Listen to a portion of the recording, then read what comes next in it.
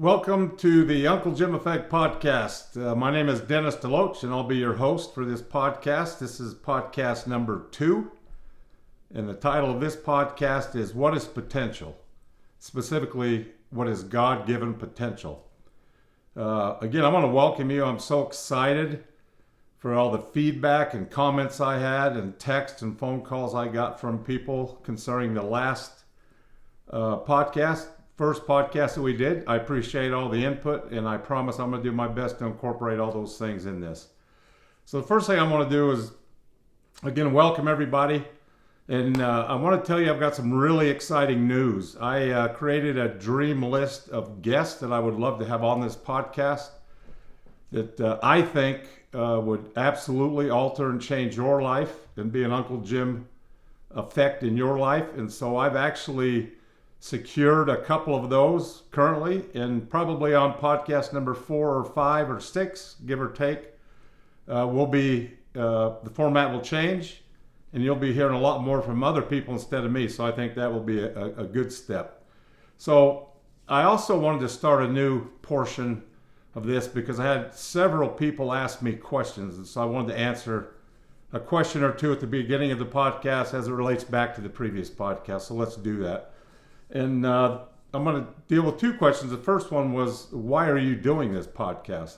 That's a great question, and really I had to think about that. But the reason I'm doing it is a twofold. One, because I've always said I would, and so I thought, I need to honor the words that I speak, and so that's why I'm doing it. And second, and most important, is because of gratitude that I have for what Uncle Jim did to me and for me in my life.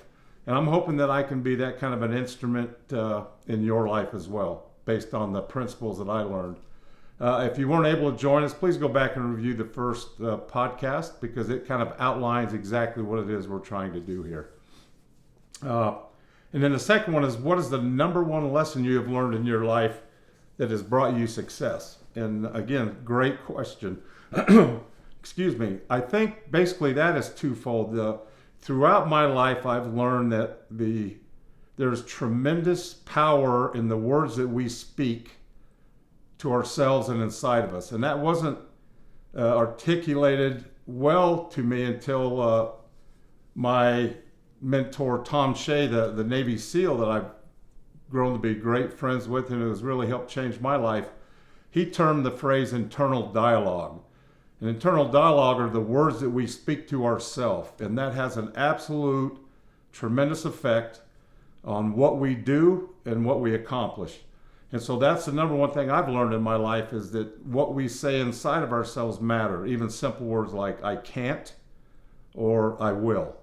And then the second thing that's been the most influential thing in my life for the successes that I've had is been gratitude. The more that I'm grateful for the blessings and accomplishments I do have, and the more I express that gratitude through serving others to help them accomplish that, the more successful my life has been.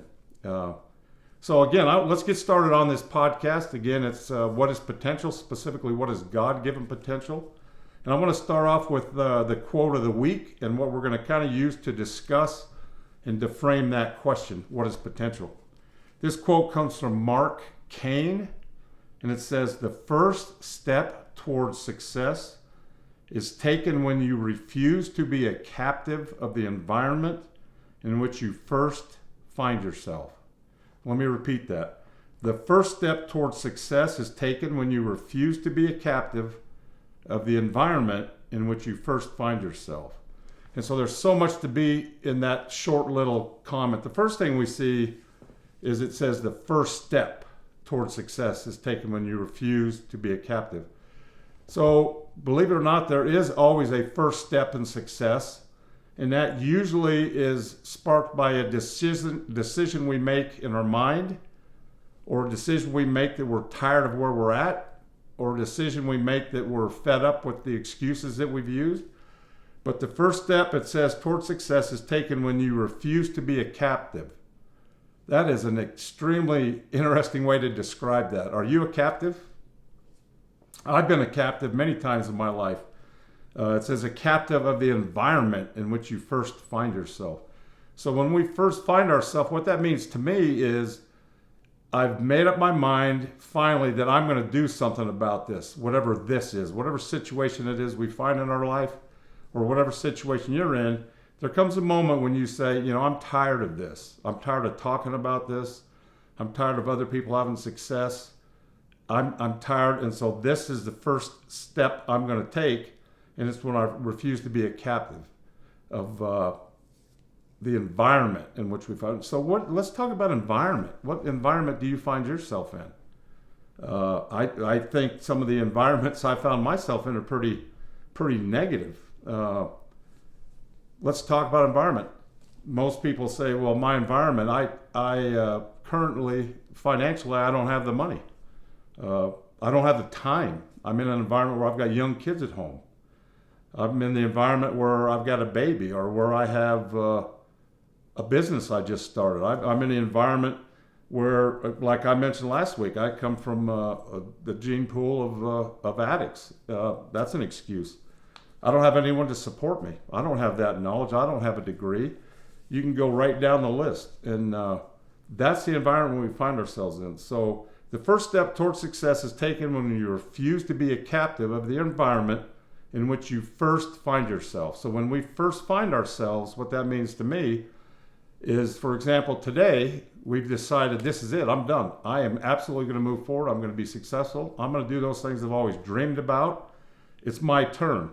And so at that point, when I decide that I'm no longer be a captive, we literally place ourselves in captivity through those excuses we just mentioned a minute ago. And I hope you had some unique ones that you thought of yourself. We uniquely put ourselves in captivity and put that fence and wall around us that basically is a wall or a fence of comfort. Comfort, why? Because I can stay. I don't have to change. I don't have to fail. People aren't going to see me. I don't have to declare what I'm going to do and all those things. The problem with that, though, is that we always miss out. We always miss out on life when we decide to stay comfortable. Speaking of environment, because that is such a critical component, we have got to change our environment. And that environment we're in most of the time is mental, and it's also limits that we've placed upon ourselves. I want to share with you a story that is so powerful to me, and I hope I do it justice, but this is a story about environment. And I think a lot of times when we see these successful people, or people we put up on a pedestal, that we think, well, yeah, of course that guy can do it. He's already a billionaire, or he's already got a successful family, or she already is the best mom I've seen, or she's got a great blog or a podcast, all these things. You see them after the fact. None of us see them during the time of struggle, or when they had to make a decision to get out of their environment. So let's talk about a situation here of this environment and see if we can put ourselves in any layer or level of this environment. Because if you can, then you have no excuses, because this person got out of these environment or this type of issues in their environment, but see if we can apply it to ourselves. So this lady, this happened about 30 plus years ago. She was recently divorced, had a small child with her. According to her own words, she was in dire financial situation. She basically was trying to support her little child and to live the dreams that she had sought out in her life. Her husband had been the sole support, and so she found herself, in essence, without financial support, with a small child and the husband nowhere to be seen, or not going to help.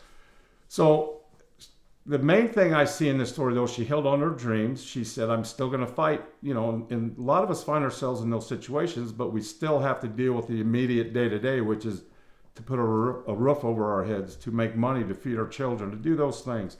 So she continued to do that. She got on government assistance. She got the heat shut off in her apartment. Eventually, they lost the apartment, became homeless. But she held on to this business idea. So think about the environment that this lady is in currently. In essence, she's homeless, destitute, dire financial situation, not trained, no skill set, a young child to take care of, no support, and yet in her mind, she's still trying to live that dream. I would guess most of the people listening today, the overwhelming majority of us are in better situation than she is. And so now let's fast forward to about 30 years later. It brings us to current time, but as of about 20 years past the moment that I just described, this person who you know as J.K. Rowling is worth $1 billion. Yeah, that's a B with a B. That's a lot of zeros. And so, again, when we see J.K. Rowling and the Harry Potter series and the world famous #1 author of all time in movies and all of that stuff, in our mind we're like, well, of course she had the books. But when we look at her in this environment, how easy would it have been for her to say, I'm done. No one blames me for not wanting to create this. So I hope that explains the environment a little bit and how we ourselves can get out of this environment. The power in this podcast is that not so much listening to me, but what is sparked in your heart and your mind, how this applies to you. So if during that time, if there was something in your mind that said, wow, I see that, and that really, I resonate with that, that's what you need to be making notes on. That's the thing you need to do. And you also need to take confidence in, if J.K. Rowling could do it, absolutely 100% you can and I can. And if someone's going to do it, like I titled our first podcast, why not me? Why not you? Absolutely, it's doable. Absolutely, it's doable. And that's what we're going to talk about today. So again, what I want to talk about today is what is potential, specifically what is God-given potential. So I've always found it's best for me not to assume I know what words mean, but to absolutely step back. And there's been magic for me as I've read what the definitions of words are, because I had a preconceived idea what I thought it was. And as I read the actual definition, sometimes it put it into perspective. So the definition of potential, and I want to make sure I read this to get this correct. Potential is having or showing the capacity to become or develop into something in the future. Having or showing the capacity to become something in the future, right? And so capacity is the maximum amount that something can contain. So let's relate that to us. So my potential is having or showing the capacity, or what I can contain in me, and we're going to talk about what we're containing, the maximum amount of something and what that allows me to become in the future, right? So if I find that I have all of my faculties and I'm able to talk and walk and visit with people and do those things like J.K. Rowling, like any number of 1,000 other success stories that if we talked about, you would know their names. As long as we realize that the potential is in us, and literally the thing or person holding us back is not our environment, is not our friend, is not our spouse or coworker or boss. The person holding us back, the good news and the bad news, it is us. It is me. The only person holding me back and you back is me. I'm not holding you back. In your case, you're holding yourself back. That's the bad news. The good news is we absolutely know how to overcome that. Because if it was someone else holding me back, I would have to figure out how to overcome them. I don't. The key to understanding potential is to realize that we absolutely can overcome our environment. And the reason I talk specifically about God-given potential is because most of us, as we think about our environment and our abilities and our capacity, we limit ourselves because we know ourselves better than most or than anyone else, and we really know what our weaknesses are. And so in our minds, we say, well, yeah, but. Well, the reason I add God-given potential is because once we have the permission to say, okay, I am weak. I have all those weaknesses that I know about, and some even most people know about. But it's okay, because this isn't about me. This is about me realizing that as a creature of God or your higher power or the universe, whatever you want to call it. The advantage to that is that once I realize that I have weaknesses, but I can actually use that to my strength, and that because of the God-given potential or the universe-given potential, I now know, hey, I can overcome that. And we'll talk about how you overcome that. So I'm excited about that. So why don't we develop into the maximum that we can? And we talked about why it's all these excuses. I mean, I've listed a lot of them, and I guarantee you've probably come up with some I haven't. Being too old, too young, don't have any money, don't have any time, don't have any skill set, knowledge, anything and everything is just talk, and that we can absolutely overcome it. I want to share with you a concept that I heard about several years ago, and I'm sure a lot of you have heard about it. David Goggins, who is labeled the world's toughest human, and is also a Navy SEAL, basically talks about his 40% rule. And what that 40% rule is, he said he's found out in his own life and in all the people that he's worked with and trained and been around, that generally speaking, when we do something and believe in our mind, we've gone as far as we can, done everything we can, exhausted all options, and absolutely feel like I've done everything we can, we've basically accomplished about 40% of our capacity or potential. Think about that for a minute. I know there have been times in my life, both physically, mentally, in business, in finances, all of those things where you've thought, I have literally done everything I can do. I've done everything I can do. And at that point, somehow, some way, there have been times in my life, especially in the physical world, or athletics, finances, where what I thought my limit was, or what I thought or knew that that's all I could do, every time I was able to exceed that. And what David Goggins is saying is, and he's put a number to it, that generally speaking, we're not even halfway there. So the good news is that take your greatest accomplishment, you're not even halfway to where you absolutely could be. And that's in any area of your life or any place that you've set a goal. You're not even halfway there. And now the first thought you had was, yeah, but I'm different. I can't do that. Fantastic. That's why we're having this podcast. I'm here to tell you that that is an excuse. That is the environment you're in. And that is the environment we need to get out of. And that's what we're talking about today. So let me share with you a story. And again, the hard part about a podcast for me is the vulnerability. I'd rather be walking in the mountains by myself. I don't like to be in front of crowds and doing all these things, but I've been so blessed in my life, and I feel a calling to where my goal is to help you in the way that my Uncle Jim helped me to change my life. If I can help one person or spark an interest in you, then to me, that's the kind of fulfillment I'm looking for and the goal that I have. So bear with me as I share this story. I mentioned to you last time that at one point I was probably 130 pounds overweight, extremely obese, had a couple of heart surgeries.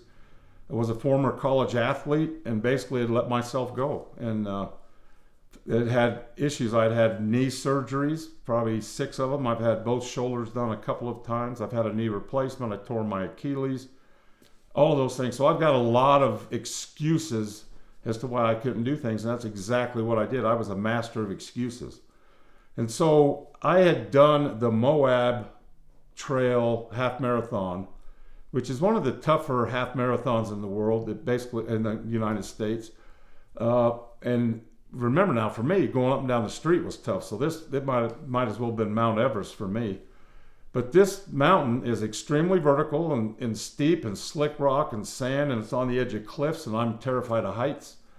And so it was an extremely tough race for me. I had done it 4 times up to this point, and I had said, my times had slowly gotten worse, and I thought, okay, well, I'm going to challenge myself. I'm going to go get the best time I can have. And so in 2020, I decided in February that the race was on the first Saturday in November, which in 2020, that was November 7th. I decided I'm going to commit. I'm going to every day work towards that. I had numbers in mind. I knew what my times were. I knew what I had to do to get there. I knew what my regimen was going to be, and I committed to that. And I was very faithful. And like I said, I started in February here in Utah where I live. It was snowy. Some days were good, some were bad. But I was out there doing my thing every day, or every day that I'd set to do that. And so I was committed, and I was working with my mentor. And at that time, it was my friend Tom, the Navy SEAL, and was reporting and sharing with him my times. And as my wife and I got into pickleball, we started playing pickleball. So we are playing our two sons, and this is on a Friday night, April 24th. We're playing pickleball outside on a court, and I went for a shot, and I felt my ankle explode, and I didn't know what it was for a second, and then immediately it hit me that I had just ruptured my Achilles tendon. And, having been an athlete, in my mind at that time, I knew that rupturing your Achilles was a death sentence in athletics, at least high-level athletics. And at the time, Kobe Bryant had that happen to him, I believe, months before that. And so it was devastating to me. And as I thought about that for a few days, it hit me that, hey, I committed to doing that. I think I'm going to see what I can do to stick towards that. So I looked at a calendar, and I counted up, there was 197 days between April 24th and November 7th. So I reached out to my mentor, Tom, and explained to him what happened. And he basically said, well, I guess at this point we'll rehab it, but that's probably out of the question, so we're not going to plan that. And I thought, well, he's a lot smarter than I am. And so for a moment, I thought, okay, that was a relief to me. It took the pressure off. But as I started doing some research, I noticed a couple of things. I wanted to see in that time frame what the humans in the history of the world had done. So, for example, I had 197 days, but I found out that the Empire State Building, which is over 450 feet tall and built in 1931, which wasn't a whole lot of modern equipment to do that, was built in 410 days and was built as the tallest building in the world and remained so for over 40 years. And that was done in 410 days. And I thought, well, okay, 197 days to finish a race, I might be able to do that. And then I looked at some other things that were impressive, and I noticed that the Mormon pioneers covered over 1,000 miles, in essence, in winter with shoes they had made and coats that were small, and pushing carts and wagons and traveling on unbelievable stuff. They only took them 111 days to get to the Salt Lake City Valley. So as I thought about it, I thought, okay, I'm going to really put this to the test. I'm going to get out of my environment, because my environment said, you're injured, you're done, can't be done. All of those things that we can apply to. You're out of shape, you're old, you haven't done it. And so I quietly decided to do that. And so as I stuck to my plan, and I had to go, I had to take months of rehab and just stretching and then walking in a boot, all of those things. Long story short, I get to this race and I'm committed to doing it. Most of the people around me didn't want me to do it. Because of COVID, they started us at different times throughout the day. And obviously, I'm a finish towards the end type guy when it comes to that type of thing. As luck would have it, I didn't start until about 1:30 or 2 in the afternoon, because I was a slow group and they wanted them to go last. That was my biggest worry, because I wanted to get in before dark. So as I started this race, I was at the back because that's where all the slow people were. We had a tremendous storm come in that day. There was about a 20 mile an hour, 25 mile an hour headwind in our face. So as I climbed the first 5 or 6 miles vertical to get up to this patch where you go across, it's a lot of sand. I just chuckled because that wind was in my face, and it was like I was getting beat with the sand. And we had a couple of miles of that in the face. And then as we started, that got us to the cliffs, and we had to work 5 or 6 miles along the cliffs. I'm terrified of heights. It's starting to rain and a little bit of snow. And so now we're on the edge of that cliff, slick rock, and it's slippery. And again, I'm just laughing, saying, wow, this is going to be a great story, because everything I can think of for me to have an excuse or for my environment to be poor, I had to overcome. I'm absolutely at the back of the pack. I finally get towards the end, and I rely a lot on my water. And somehow along the way, that last third of the race, the little water thing that you suck on, I had knocked it loose on a brush, and all my water had drained out of my pack. So I had that last hour and a half without water. It's now getting dark. Finally, as I come around that last bend, absolutely the only people left, and there are thousands of people at a time up there with announcers. They're announcing all these people and their accomplishments, and there's my family, 4 or 5 of them, and the announcer. And as I come up that hill, I come across that line, and the announcer's announcing, and I'm looking around thinking, the only people he's announcing to are my family and me. And so, long story short, I finished. I did not set a personal record for me, but nobody was more proud of their accomplishment that day, of the thousands of runners that did it, than I was, because I set the goal to honor my word and to finish, and I did. And that's overcoming your environment. That's a story for me of where I've overcome my environment. There are many, many instances that you guys have in overcoming your environment.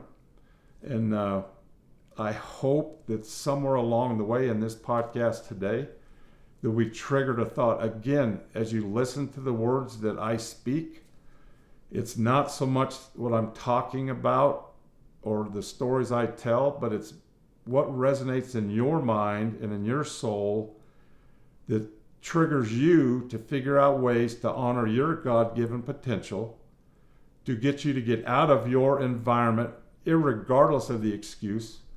Some other excuses I've thought about, as I was mentioning this, I believe it. There's a blind man who's summited Mount Everest.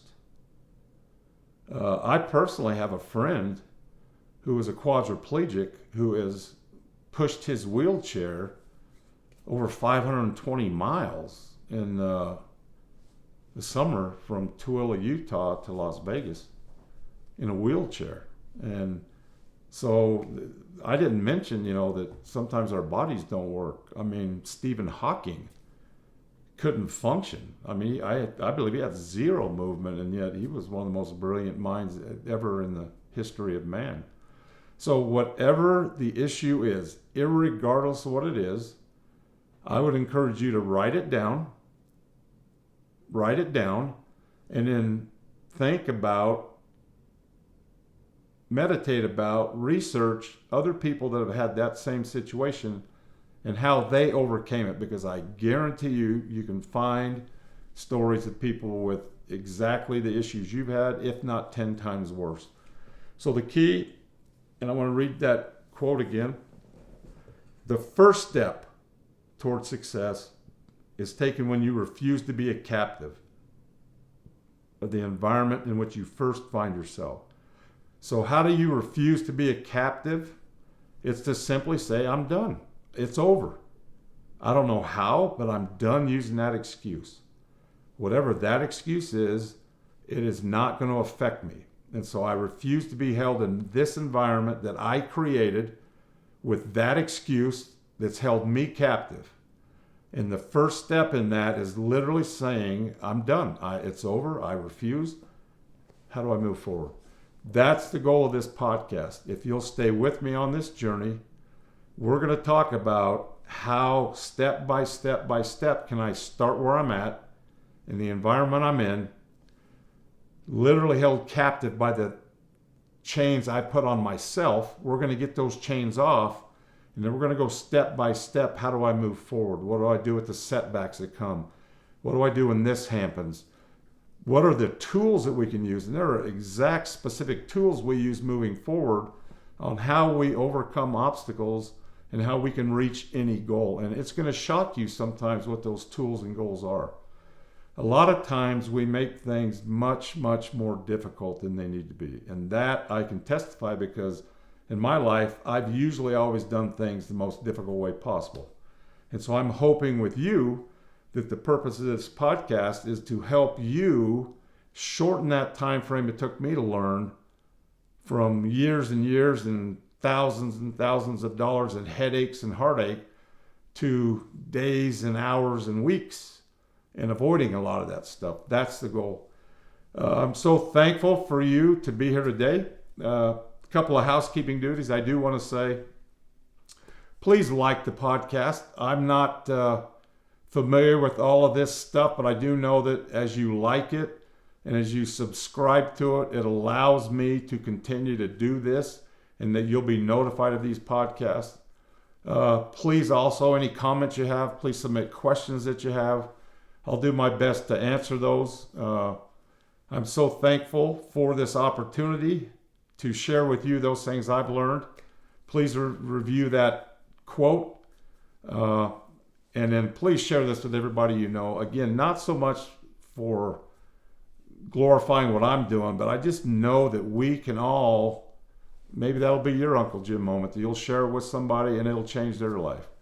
That's the point of all of this. And I want to think, one other thing that I just thought of, when I go back to the original question, why are you doing this podcast? The thought came to me just a minute ago that I want to create a tsunami of hope, because all of us need hope. Hope is the thing that gets us up in the morning. Hope is the thing that makes us continue to go and produce and to believe and to dream, even though we're in the environment that holds us back. So we're going to first decide to refuse to stay in that environment. And then the hope is that I know if J.K. Rowling could do it as a homeless, destitute, on welfare mom with no skill set and no connections, and turned down over a dozen times for her idea about a wizard.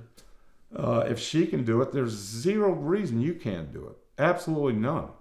Now, if you choose not to do it, that's one thing, but to develop your God-given potential, to make the most out of your life, is actually a bigger blessing to those around you than it is to yourself. And that's the reason we do this, is not only does it benefit me, more importantly, it will multiply and compound and benefit all those people around us. So if you don't think you're worthy of it, do it for those people around you, and I do assure you, you are worthy. Thanks again. Please subscribe down below. Please like us, and please share with all your friends, and I'll be back to you next Tuesday. And it's been my honor, and get busy getting after it. Thank you.